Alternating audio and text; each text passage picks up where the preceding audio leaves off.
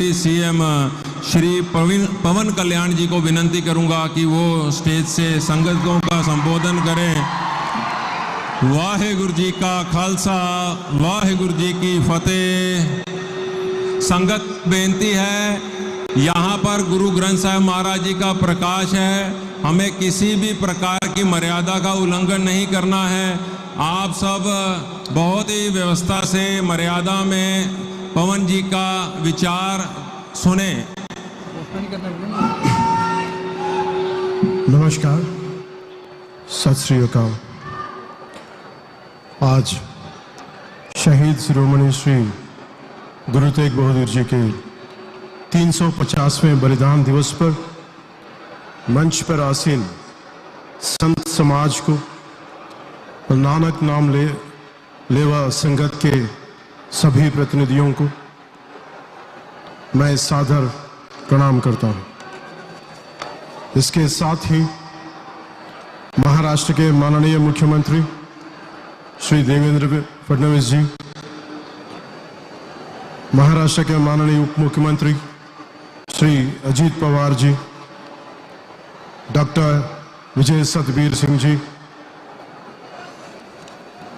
Baba Harnam Singh ji, Baba Kulwant Singh ji, Shri Hazur Sahib ji, and to all the eminent dignitaries, to all the esteemed guests,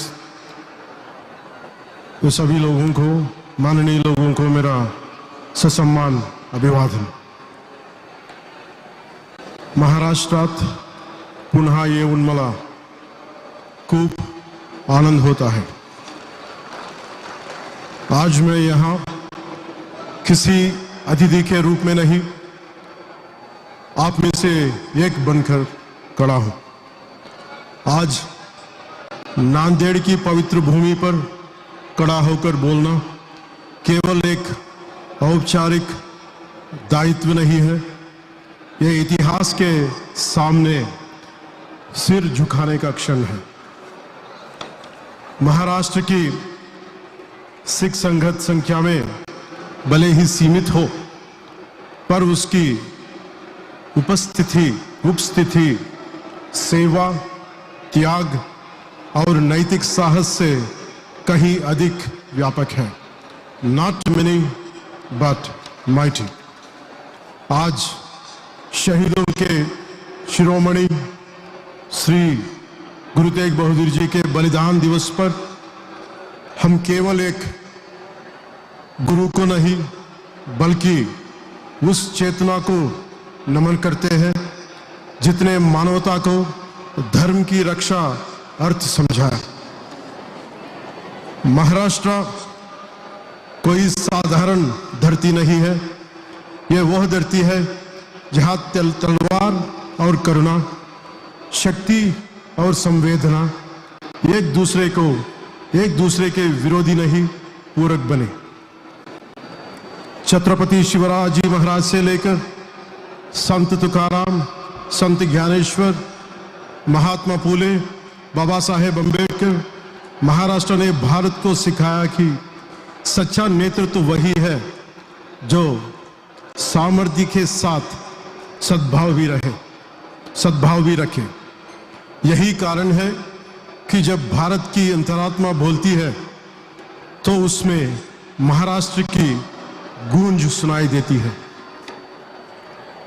इसी तरह जब हम गुरु तेग बहादुर जी के स्मरण करते हैं तो हमें समझाना चाहिए कि ये बलिदान दिवस आज 350 साल बाद भी क्यों मनाया जा रहा है। क्योंकि यह केवल एक ऐतिहासिक घटना नहीं थी, यह मानव विवेक की परीक्षा थी। 24 नवंबर 1675 चांदनी चौक भीड़ थी, भय था, सत्ता थी और बीच में खड़ा था एक शांत चेहरा जो जानता था कि धर्म की रक्षा तलवार से नहीं त्याग से होती है। In this era, it was such an era when Dharma was confronted by force when belief was tested at the sword's edge and silence meant surrender. Guru Tegh Bahadur Ji chose the path of sacrifice so that others could live with dignity. Guru Tegh Bahadur Ji ने अपना शीश उस धर्म की रक्षा के लिए दिया जो उनका अपना नहीं था। इसीलिए इतिहास ने उन्हें कहा, धर्म दी चादर और हिंद दी चादर। आज जब मैं इस संगत को देखता हूं तो मुझे अपने बंजारा भाई बहन दिखाई देते हैं। भाई लकी शाह बंजारा को कभी मत भूलिए। जब दिल्ली में गुरुजी को शहीद किया गया और कोई आगे आने का साहस नहीं कर पा रहा था, तब इसी धरती के एक पुत्र ने सब कुछ दांव पर लगा दिया। दिल्ली के बंजारों से लेकर तेलुगु राज्यों और महाराष्ट्र के बंजारों तक हम सब उसी त्याग और निष्ठा के डीएनए से जुड़े हैं। मैं आज विशेष रूप से भारत के युवाओं से कहना चाहता हूं कि गुरु तेग बहादुर जी के जीवन से सीखें कि भारत को ऊंची आवाज नहीं चाहिए, भारत को ऊंचा चरित्र चाहिए।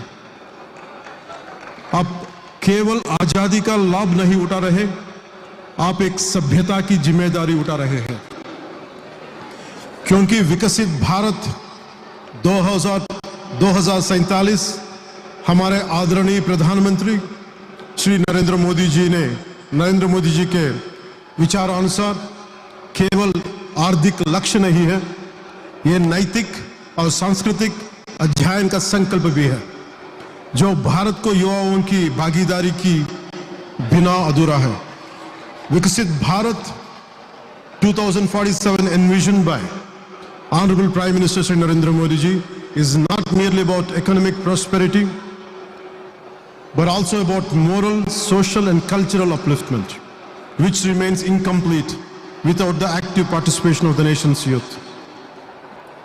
आज हम नांदेड़ से यह संकल्प लेकर जाएंगे कि जैसे गुरुजी चांदनी चौक में डाल बनकर खड़े हुए, वैसे ही हम सब भारत की प्रभुता और अखंडता के लिए डाल बनकर खड़े रहेंगे।